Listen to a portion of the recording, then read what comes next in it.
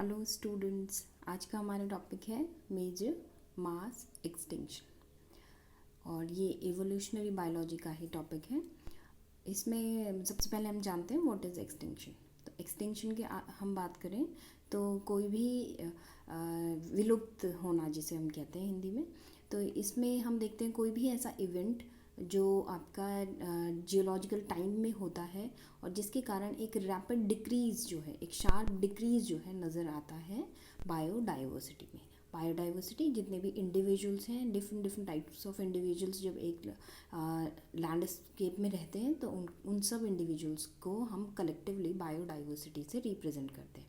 तो यहाँ पे सारे के सारे वो इवेंट्स जो रैपिड डिक्रीज़ क्रिएट करते हैं बायोडाइवर्सिटी में, उन सारे इवेंट्स को हम कलेक्टिवली कहते हैं एक्सटिंक्शन। तो एक्सटिंक्शन एक स्पीसीज से लेके और अप टू अ पॉपुलेशन का भी हो सकता है। तो यहाँ पे हम देखते हैं कि आपकी जो एक्सटिंक्शन है उसमें क्या क्या आपके प्रॉपर्टीज़ जो है नज़र आती है। तो एक्सटिंक्शन में नज़र आता है, हमें देखते हैं sharp change in diversity. Diversity में बहुत शार्प स्टीप चेंज नज़र आएगा। दूसरा, इसका रेट ऑफ एक्सटिंक्शन जो है वो हायर साइड होगा, इंक्रीज़ होगा, और जो रेट ऑफ स्पीसीएशन है वो डिक्रीज़ होगा। तो एक्सटिंक्शन जो मास एक्सटिंक्शन है उसमें हम देखते हैं बहुत सारे प्रजातियां एक साथ विलुप्त हो गई, तो एक्सटिंक्शन रेट बहुत ज़्यादा होता है। और स्पीसीएशन यानी कि नई प्रजातियां जो हैं वो अब नहीं बन रही हैं इस टाइम फेज़ में। जब एक्सटिंक्शन हो रहा है तो उस टाइम फेज़ में कोई भी नई प्रजाति नहीं बन रही है, स्पीसीएशन लीस्ट होगा। तो यहाँ पे फिर हम डेफिनेशन की बात करें मास एक्सटिंक्शन की, तो definition of mass extinction represent a time period in which a large percentage of all known species go extinct is termed as mass extinction। वो टाइम पीरियड जिसमें बहुत सारी एक लैंडस्केप में 100% स्पीसीज़ है और 100% स्पीसीज़ रिप्रेजेंट कर रही है 100 नंबर्स लेट। तो 100 नंबर्स में से जब आपकी लार्ज परसेंटेज यानी कि मोर देन 50% जो है, नियर अबाउट 50% तक अगर लॉस होता है स्पीसीज़ का, तो उनको हम मास एक्सटिंक्शन की कैटेगरी में रखते हैं। अब ये 50 से लेके और वेरी कर सकता है अप टू 90 दिस मच। तो यहाँ पे बहुत सारी स्पीसीज़ जो उस टाइम पे अवेलेबल है वो सब एक्सटिंक्ट हो जाती हैं, उनका लार्ज परसेंटेज एक्सटिंक्ट हो जाता है। तो कॉजेज़ क्या है मास एक्सटिंक्शन के? तो बेसिकली जो कॉजेज़ माने जाते हैं वो आपके जियोलॉजिकल कैटास्ट्रॉफ्स हो गए, जैसे कोई भी आपका वॉल्केनिक इरप्शन हो गया कहीं पे, आपके वॉल्केनिक इरप्शंस के साथ साथ आपके क्लाइमेट चेंज रिप्रेजेंट करते हैं, फ्लड हो गया, आपके मेटियोर्स स्ट्राइक हो गई। तो ये सारे फैक्टर्स जो हैं आपके रिप्रेजेंट करते हैं मास एक्सटिंक्शन को। तो जब भी कुछ ऐसे फैक्टर होते हैं जैसे क्लाइमेट चेंज, बहुत ठंडा था तो अचानक से गर्म हो गया, या गर्म था तो ठंडा हो गया, और बाढ़ आ गई, या फिर भूकंप आ गया, या फिर आपके वॉल्केनोज जो है वो इरप्ट हो गई, ये सारे फैक्टर्स जो हैं, मेटियोर्स, आपके एस्टेरॉइड्स जो हैं उन्होंने स्ट्राइक कर दिया अर्थ में, तो ये सारे फैक्टर्स जो हैं काम करते हैं। ये सारे कॉजेज़ माने जाते हैं मास एक्सटिंक्शन के। नेक्स्ट हम देखते हैं यहाँ पे अगर एक बहुत बड़ा लार्ज मास एक्सटिंक्शन होता है, एक बहुत बड़ा मास एक्सटिंक्शन होता है, तो उस टाइम पे जो है आपकी बहुत सारी स्पीसीज़ लॉस्ट हो जाती हैं, लेकिन उससे आपके कुछ बेनिफिट्स भी नज़र आते हैं। तो बेनिफिट्स क्या हैं उसके, what are the benefits related to mass extinction? अब क्या होता है कि जब बहुत सारी स्पीसीज़ एक साथ आपकी एक्सटिंक्ट हो जाएंगी तो जो सर्वाइव्ड स्पीसीज़ हैं उनमें एक रैपिड चेंज ऑफ स्पीसीएशन नज़र आएगा। तो एक जो स्पीसीज़ बच गई हैं वो फिर नई तरीके की स्पीसीज़ में इवोल्यूट करती चली जाएगी, और वो फिर फ्लॉरिश करेगी, बहुत ज़्यादा फ्लॉरिश भी करेगी, और अपने जैसी इंडिविजुअल्स को भी क्रिएट करती रहेगी। तो क्यों ऐसा होता है? तो बेसिकली ऐसा माना जाता है कि ये सारे फैक्टर्स काम करते हैं, लाइक कि कंपटीशन, फूड, अब अवेलेबल जो फूड है उसके लिए कोई भी कंपटीशन नहीं रह गया क्योंकि स्पीसीज़ जो हैं वो बहुत कम हो गई हैं। देन रिसोर्सेज भी आपके बहुत ज़्यादा हैं जबकि स्पीसीज़ कम है, क्योंकि सारी ऑलमोस्ट जो लार्ज स्केल ऑफ स्पीसीज़ जो है वो एक्सटिंक्ट हो चुकी हैं। इसलिए ये माना जाता है कि शेल्टर एरिया भी जो उनका घर है, हैबिटेट है, वो भी अब बड़ा स्पेसिफाइड एरिया बन गया है। अब नेक्स्ट हम बात करें मेटिंग, तो मेटिंग भी इजी हो जाती है क्योंकि lots of male and female varieties are there. तो यहाँ पे इंट्रा स्पेसिफिक मीटिंग भी कभी कभी देखने को मिलती है। तो अगर इंटर स्पेसिफिक मीटिंग होती है तो रिप्रेजेंट करेगा वही स्पीसीज़ की फॉर्मेशन, लेकिन अगर इंट्रा स्पेसिफिक आपकी मीटिंग होती है, इंट्रा स्पेसिफिक मतलब एक स्पीसीज़ जब किसी और स्पीसीज़ के इंडिविजुअल के साथ मीट करेगी, तो इस तरीके की जब मीटिंग होती है तो अगर वो सर्वाइव कर गई और वो इंडिविजुअल जो है कैपेबल है अपनी जैसी नेक्स्ट जनरेशन बनाने के लिए, तो वो सारे इंडिविजुअल्स फिर इवोल्यूट करके एक पॉपुलेशन बना लेते हैं, और ये फिर हम इससे एक नई स्पीसीज़ का जन्म यहाँ पे दिखाई पड़ता है। तो ये सारे फैक्टर्स जो है यहाँ पे काम करते हैं, और ये सारी आपके बेनिफिट्स भी हैं मास एक्सटिंक्शन के।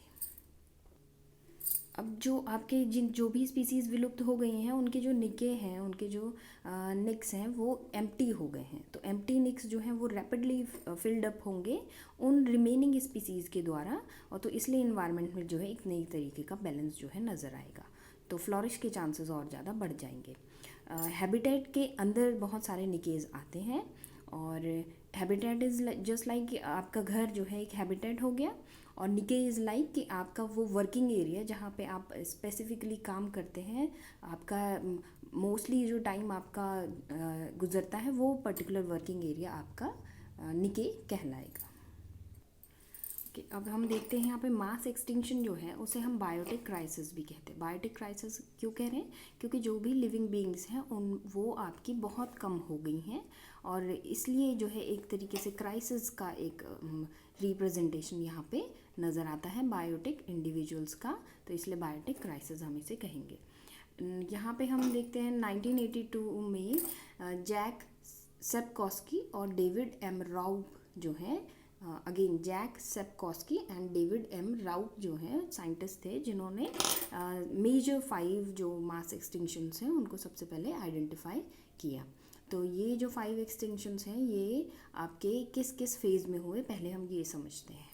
तो टर्मिनोलॉजी को समझते हैं, तो आपके ऑर्डोविशियन, सिल्यूरियन एक्सटिंक्शन इवेंट्स आते हैं।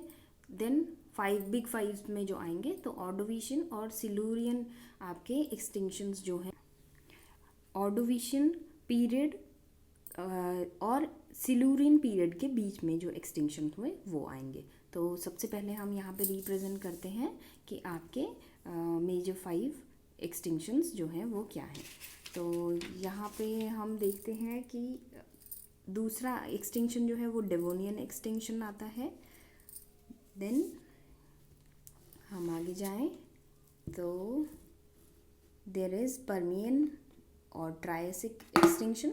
तो पर्मियन और ट्रायसिक पीरियड के बीच में आपका ये एक्सटिंक्शन चलेगा। Then Triassic and Jurassic extinction, Triassic and Jurassic extinction जो ट्रायसिक और जुरासिक पीरियड के बीच में चलेगा। Then Cretaceous and Paleogene extinction, तो ये आपका जब क्रिटेशियस पीरियड एंड होगा और टर्शरी पीरियड जो है शुरू होगा, तो उसके बीच में जो एक्सटिंक्शन चलेंगे वो आपके क्रिटेशियस और पेलियोजिन चलेंगे।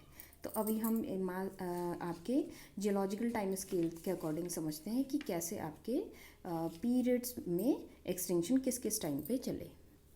ओके, तो सबसे पहले अगर हम पेलियोजोइक पीरियड की बात करें तो पेलियोजोइक पीरियड में सबसे पहला जो मास एक्सटिंक्शन है वो ओर्डोविशियन और सिल्यूरियन पीरियड के बीच में पहला मास एक्सटिंक्शन नज़र आएगा।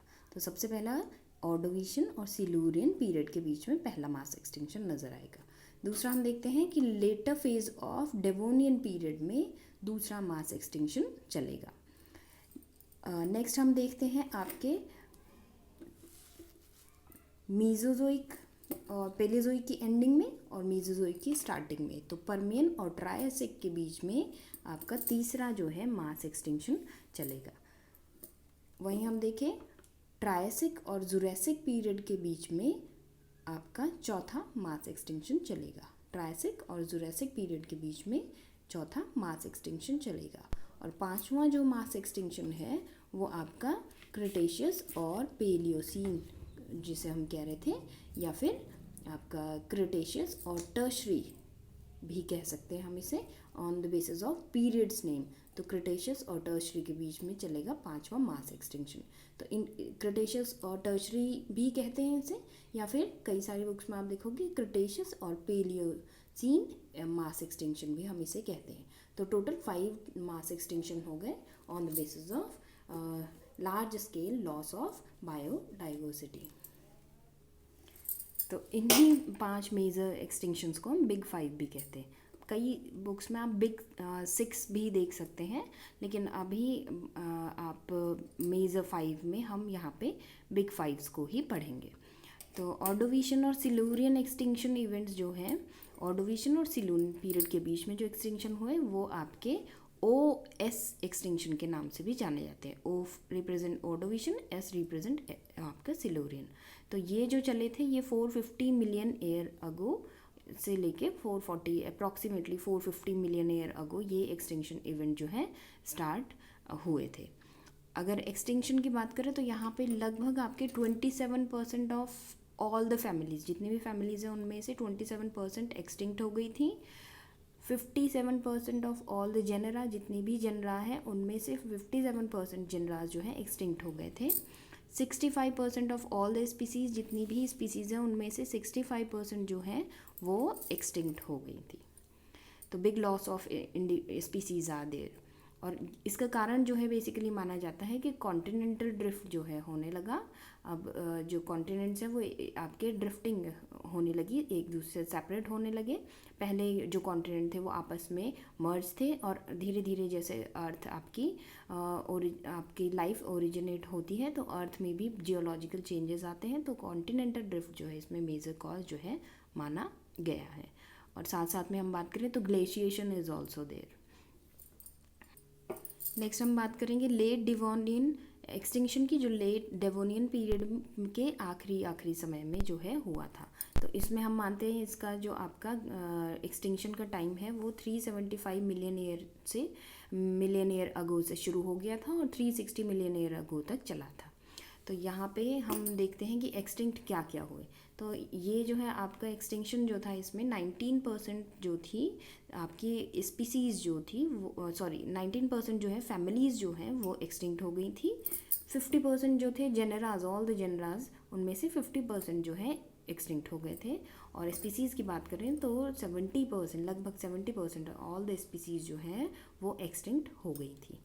वहीं हम बात करें कि इसके कॉजेज़ क्या हैं, तो कॉजेज़ में हम देखते हैं मेटियोर स्ट्राइक जो है आपके उल्का पिंड और जो आपके बाहरी स्पेस से जो भी आपके एस्टेरॉइड्स और मेटियोर्स जो हैं वो जब वो आपके अर्थ पे स्ट्राइक करते हैं तो उनका कारण जो है माना जाता है कि उसकी वजह से ये एक्सटिंक्शन हुआ होगा। दूसरा volcanic eruption is also there. यहाँ पे बहुत सारे वोल्केनोज जो हैं आपके वो भी इरप्ट हुए होंगे, तो इस वजह से भी मास एक्सटिंक्शन हुआ होगा।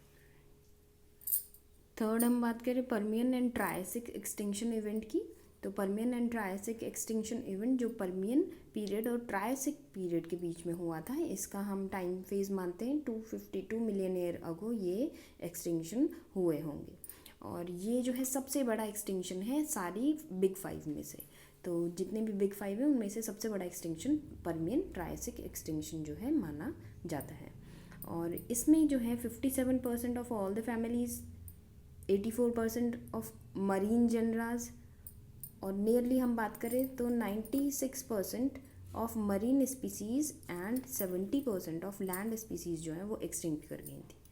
तो अगर हम इसे देखें तो नियर अबाउट आपकी 80% स्पीसीज़ जो है, टोटल 80% स्पीसीज़ जो हैं वो एक्सटिंक्शन में चली गई थी, एंड इवन मोर देन 80%। और इसका जो है फैक्टर वो अननोन है, अभी इसका कोई स्पेसिफिक फैक्टर जो है नहीं माना जाता है कि क्यों इसका जो है एक्सटिंक्शन हुआ होगा। और ऐसा माना जाता है कि बहुत सारा आपका स्वैम्पी एरिया जो है डेवलप हुआ होगा जिसके कारण more the methane gas is there, तो इस वजह से मास एक्सटिंक्शन जो है हुआ होगा। लेकिन अभी भी कंफर्मेशन इस पे नहीं है, तो इसलिए अननोन रीजन इज़ देयर कि ये मास एक्सटिंक्शन क्यों हुआ था। नेक्स्ट हम देखें तो Triassic and Jurassic extinction is there. तो ट्रायसिक और जुरैसिक एक्सटिंक्शन की बात करें हम तो ये जो है एक्सटिंक्शन आपका 201 मिलियन ईयर अगो जो है ये एक्सटिंक्शन हुआ होगा। और ये 23% ऑफ ऑल द फैमिलीज़ जो थी इसमें एक्सटिंक्ट कर गई थी। और 48% ऑफ ऑल द जेनरास, जितने भी जेनरा हैं उसमें से 48% जो हैं जेनरा एक्सटिंक्ट हो गए थे। और हम बात करें स्पीसीज़ की, तो लॉस जो था स्पीसीज़ का वो 75% लॉस जो है यहाँ पे ऑल द स्पीसीज़ जो थी उनमें से 75% स्पीसीज़ जो है लॉस्ट कर गई थी। और रीज़न जो है इसका कारण जो है माना जाता है फ्लड का आना, फ्लडिंग हुई होगी या फिर कोई climate change, sudden climate change, क्योंकि गर्म से ठंडा, ठंडे से गर्म अचानक से कुछ ऐसा एनवायरमेंटल चेंजेस जब होते हैं तो ये ऐसा कुछ माना गया, इसकी वजह से मास एक्सटिंक्शन हुआ होगा। तो ये आपका मीज़ोज़ोइक, यहाँ पे से हम देख रहे हैं मीज़ोज़ोइक आपका एरा जो है शुरू हो गया। तो मीज़ोज़ोइक एरा में पहला मास एक्सटिंक्शन हुआ ट्रायसिक जुरासिक एक्सटिंक्शन। मीज़ोज़ोइक एरा में आपके 3 पीरियड्स आते हैं, क्रिटेशियस, जुरासिक, ट्रायसिक। तो और इसमें आपके 2 मास एक्सटिंक्शन चलेंगे लगभग। तो ये हो गया आपका ट्रायसिक, जुरासिक, और एक जो है आपका परमियन से ट्रायसिक के बीच में भी चला। तो ये आपके मास एक्सटिंक्शन यहाँ पे नज़र आए। नेक्स्ट हम देखते हैं क्रिटेशियस और पेलियोजिन, या फिर क्रिटेशियस और टर्शरी पीरियड के अकॉर्डिंग हम बात करें तो क्रिटेशियस और टर्शरी एक्सटिंक्शन इवेंट्स भी यहाँ पे दिखाई दिए। तो 5th one is the Cretaceous and Paleogene extinction, या क्रिटेशियस एंड टर्शरी। तो क्रिटेशियस एंड टर्शरी के बेसिस पे हम इसे KT मास एक्सटिंक्शन भी कहते हैं। तो इसका टाइम पीरियड जो माना जाता है वो है लगभग 66 मिलियन ईयर अगो ये मास एक्सटिंक्शन जो है हुए होंगे। इसमें हम देखते हैं 17% ऑफ ऑल द फैमिलीज़ जो हैं वो एक्सटिंक्ट कर गई, 50% ऑफ ऑल द जेनरास जो हैं वो एक्सटिंक्ट कर गए। और बात करें हम स्पीसीज़ की तो 75% ऑफ ऑल द स्पीसीज़ जो हैं वो एक्सटिंक्ट कर गई थी। और अगर हम इसके कारण की बात करें, इसके क्या कॉज थे इसमें एक्सटिंक्शन के, तो इसमें एस्टेरॉइड्स का और मीटियोर्स का स्ट्राइक जो है हुआ होगा, जिसकी वजह से ये एक्सटिंक्शन हो गया था। तो ये सारे मास एक्सटिंक्शंस में इतने, तो हम देख रहे हैं इसमें लगभग सभी मास एक्सटिंक्शंस में आपके नंबर ऑफ़ स्पीसीज़ जो है वो मोर देन 50% ऑफ स्पीसीज़ जो है वो लॉस्ट हो रही है। तो इसलिए हम इसे मास एक्सटिंक्शन की कैटेगरी में रखते हैं। तो हमने देखा सबसे पहले आपका ऑर्डोविशियन और सिलूरियन जो एक्सटिंक्शन था उसमें हम रिप्रेजेंट करते हैं कि टोटल जो एक्सटिंक्शंस हैं वो 57% जेनरा एक्सटिंक्ट हो रहे हैं ऑर्डोविशियन सिलूरियन में। अगर हम देखें तो 65% ऑफ स्पीसीज़ एक्सटिंक्ट हो रहे हैं ऑर्डोविशियन सिलूरियन में। और लेट डेवोनियन की बात करें तो इसमें 70% ऑफ स्पीसीज़ जो है एक्सटिंक्ट हो रहे हैं। परमियन की बात करें तो इसमें आपके 80% तक स्पीसीज़ जो है एक्सटिंक्ट हो रहे हैं, मरीन और लैंड दोनों को मिला के। और वहीं हम ट्रायसिक की बात करें तो यहाँ पे आपके 75% स्पीसीज़ जो है एक्सटिंक्ट हो रहे हैं। क्रिटेशियस और पैलियोजिन की बात करें तो यहाँ पे हम देख रहे हैं 75% ऑफ ऑल द स्पीसीज़ जो है वो एक्सटिंक्ट हो रहे हैं। तो इसलिए हम इनको मेजर मास एक्सटिंक्शन की कैटेगरी में रखते हैं। अभी हम बात करें कि कौन सी स्पीसीज़ जो हैं यहाँ पे एक्सटिंक्ट हुई होंगी, तो ऑर्डोविशियन सिलूरियन एक्सटिंक्शन में लगभग 100 फैमिलीज़ ऑफ मेरीन लाइफ जो है वो एक्सटिंक्ट कर गई थी। इसमें जो एक्सटिंक्शन था वो ट्राइलोबाइट्स और ग्रैप्टोलाइट्स जो है वो एक्सटिंक्ट कर गए थे। तो ये एक तरीके के आपके आर्थ्रोपोड्स होते हैं। और मोस्ट ऑफ द इन्वर्टिब्रेट्स जो हैं इस फेज़ में एक्सटिंक्ट कर गए थे, और मोस्टली जो है मरीन इंडिविजुअल्स इसमें एक्सटिंक्ट हुए थे। नेक्स्ट हम देखते हैं डेवोनियन एक्सटिंक्शन में कैसी स्पीसीज़ एक्सटिंक्ट हुई थी। तो इसमें मोस्टली जो है आपके ये भी अगेन मरीन एक्सटिंक्शन था, इसमें मरीन इंडिविजुअल्स एक्सटिंक्ट हुए थे। तो इसमें प्लैकोडर्म्स जो हैं वो एक्सटिंक्ट हो गए थे। तो प्लैकोडर्म्स जो हैं आप जिन्हें शार्क्स जिन्हें हम कह रहे थे, आपके स्पाइनी स्किन्ड शार्क्स जो हैं वो भी इसमें एक्सटिंक्ट हो गए थे। परमियन और ट्रायसिक एक्सटिंक्शन में हम देखते हैं कौन सी स्पीसीज़ एक्सटिंक्ट हुई थी। तो यहाँ पे स्पाइनी शेल्ड ब्रेंचोपोड्स एक तरीके के आपके आर्थ्रोपोड्स हैं, ये एक्सटिंक्ट कर गए थे। और ट्राइलोबाइट्स जो है यहाँ पे कम्प्लीटली आपके एक्सटिंक्ट हो गए थे। तो सारे ट्राइलोबाइट्स यहाँ पे एक्सटिंक्ट हो गए थे। तो ट्राइलोबाइट्स जो है इनके ट्राइलोब्स आर देयर, इसलिए इनके 3 लोब वाले इंडिविजुअल्स थे, इसलिए इन्हें ट्राइलोबाइट्स कह रहे हैं। और ये जो है आपके आर्थ्रोपोड की कैटेगरी में आते हैं। तो इससे पहले हमने देखा था कि आपके ऑर्डोविशियन और सिलूरियन में भी आपके ट्राइलोबाइट्स एक्सटिंक्ट हुए थे, लेकिन सारे नहीं हुए थे। परमियन और ट्रायसिक में सारे ट्राइलोबाइट्स एक्सटिंक्ट कर जाएंगे। ट्रायसिक जुरासिक एक्सटिंक्शन में आपके एम्फीबियंस जो थे वो बहुत सारे एम्फीबियंस एक्सटिंक्ट कर गए थे, जैसे स्टीगोसिफेलियंस।